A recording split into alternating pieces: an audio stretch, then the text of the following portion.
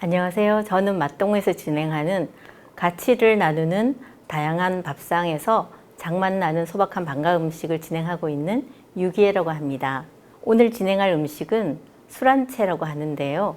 달걀을 물에 반숙하여서 잣과 땅콩으로 국물을 내어서 그 지역에서 나는 다양한 식재료를 고명으로 얻는 요리입니다. 경북 내륙 지방에는 영덕에서 나는 문어나 대게를 가지고 와서 안동 지역에서 식재료로 많이 쓰게 되었고요. 보시는 것처럼 간장하고 식초는 발효의 가장 큰 정점이라고 하지 않습니까? 재료 중에 설탕이나 김, 고추, 잣, 땅콩 이런 것들은 음식이 가지고 있는 5가지 색과 5가지 맛, 흔히 말하는 음양오행이 동물성과 식물성이 함께 어우러져서 가장 완벽한 한 그릇을 만들 수 있지 않을까 기대가 됩니다.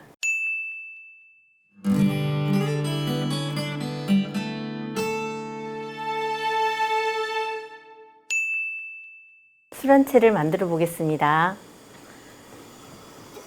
오늘은 달걀을 3개를 술안을 뜰 예정인데요.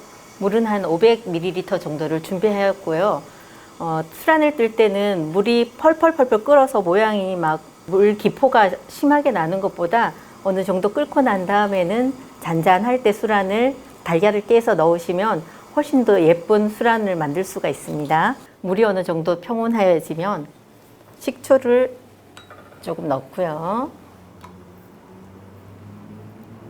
달걀을 이렇게 깨서 살짝 넣고요. 이렇게 되면 바닥에 눌러붙을 수가 있어서 이렇게 숟가락으로 형태를 잡아줍니다. 술안은 달걀의 노른자가 있으면은 흰자가 달걀 노른자를 감싸서 반 정도 익었을 때가 가장 소화 흡수도 잘 되고 맛도 있다고 합니다. 고소한 부분도 있다고 합니다. 이렇게 조금만 잠시 기다려 보겠습니다. 이제 술안을 떠서 찬물에 식히는데요. 대부분 술안을 뜨고 난 다음에 이 국물을 버려요. 그런데 이 국물은 나중에 술안 잡국물을 쓸 때 사용할 거라서 절대 버리시지 마시고요. 옆에 식혀 두시면 됩니다. 보시는 것처럼 술안이 예쁘게 잘 떠졌죠? 이렇게 넣고요. 이거는 식혀뒀다가 좀 있다가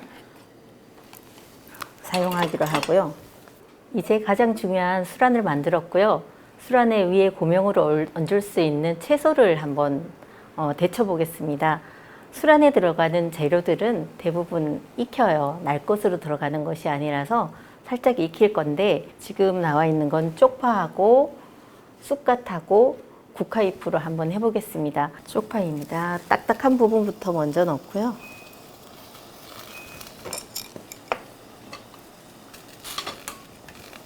이렇게 하고 옆에는 쑥갓도 같이 해보겠습니다.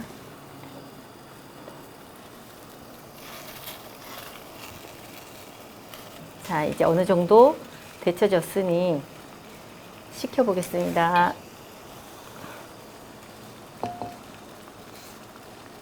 이렇게 해서 찬물에 식히면 파릇한 느낌이 더 있어서 더 맛있어 보입니다. 이거는 전분물인데요. 전분물에 국화잎입니다. 국화잎이 대부분 독하다 이렇게 해서 잘 안 쓰시는 분들이 있는데요. 지금 보시는 것처럼 한번 데치기 때문에 독성은 어느 정도 빠져나가서 드시는 데 무리 없어 보입니다. 지금 국화 냄새가 향긋하게 올라오고 있는데요. 이렇게 해서 식혀두고요. 어느 정도 식었다 싶으면 꼭꼭 짜서 총총 썰지 않고 한 3cm 가량 썰도록 하겠습니다.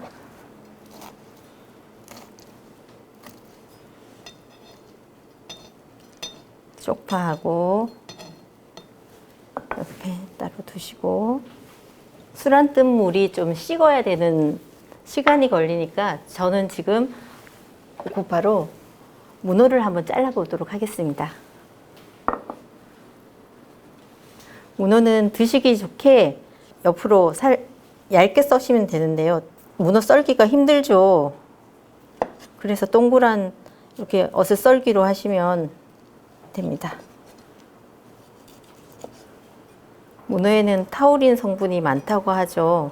피로 회복에 많이 도움이 된다고 하니까 요즘처럼 피곤하고 힘든 시절에 한번 넣어서 많이 드셔보세요. 네, 이제 잡곡물을 만들어 보도록 하겠습니다. 잣을 넣고요. 자, 이제 갈아 보겠습니다.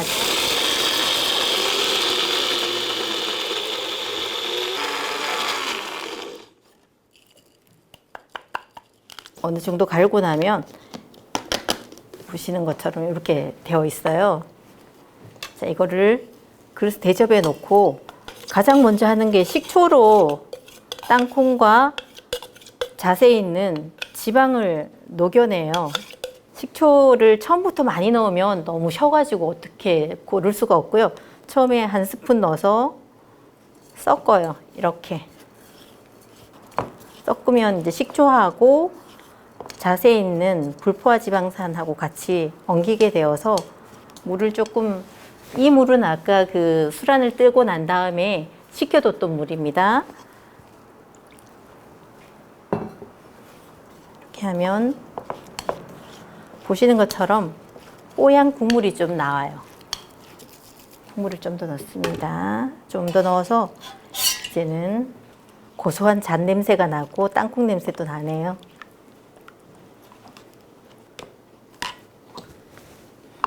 일부는 이렇게 해서 내리고요.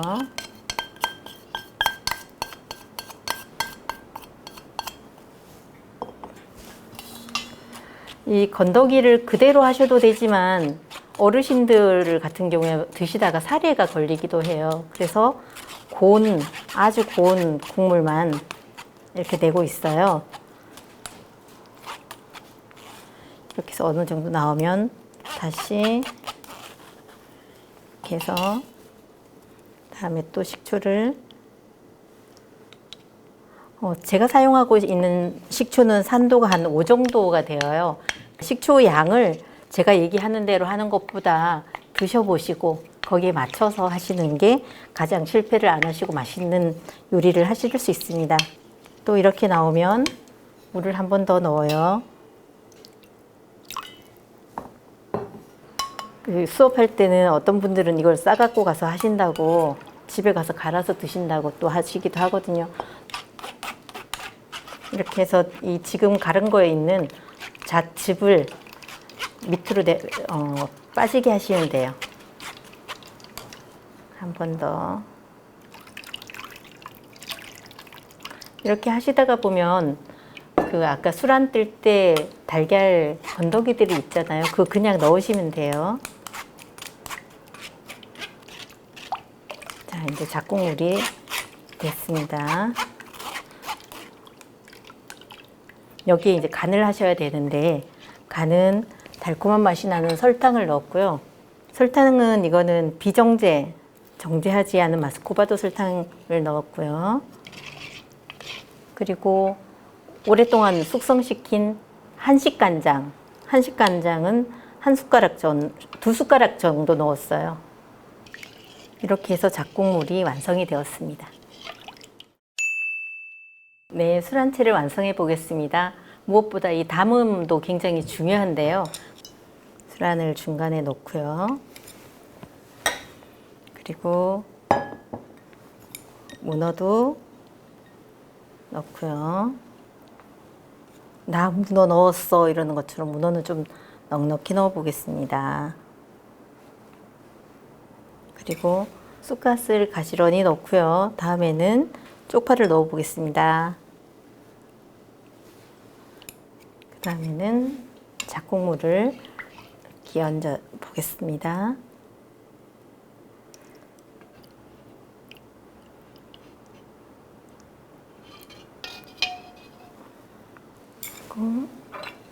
고명으로는 검정색이 나는 힘을 얹었고요. 코카잎도 넣어볼게요. 이렇게 하고 위에다가 빨간색, 네, 실고추. 안에 보시면 수란이 이렇게 보이는데요. 이걸 높이 고봉처럼 쌓아 두셔도 되고 이렇게 평평하게 펼치셔도 됩니다. 자, 수란채가 완성되었습니다.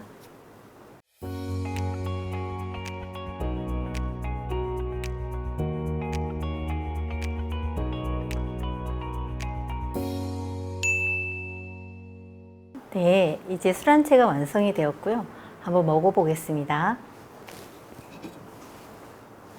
수란채를 드실 때는 이거를 여기에서 터뜨려도 되지만 이걸 전체를 가지고 입안에 넣어서 양쪽 압력으로 달걀을 탁 터뜨려요. 그렇게 해서 입안에 무엇인가가 탁 퍼지는 느낌, 고소한 느낌이 갈 수 있도록 그렇게 드시면 될 것 같아요. 먹어보겠습니다.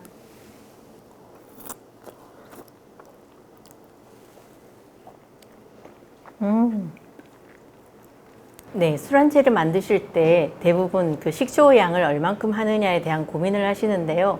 너무 많이 넣으시면 아까 데쳤던 채소들이 갈변을 해요. 그래서 너무 많이 넣지 않으셔야 되고, 또 너무 안 넣으시면 시간이 지나면 식초의 새콤한 맛이 날아가서 약간 더 새콤하게 만들으시면 좀 이따 두었다가 드실 때 더 좋습니다. 예전에 엄마가 만들어줬던 그 정도 실력은 아니지만 오늘 가장 좋은 식재료를 가지고 여러분들한테 술안채를 알려드릴 수 있어서 정말 행복했습니다.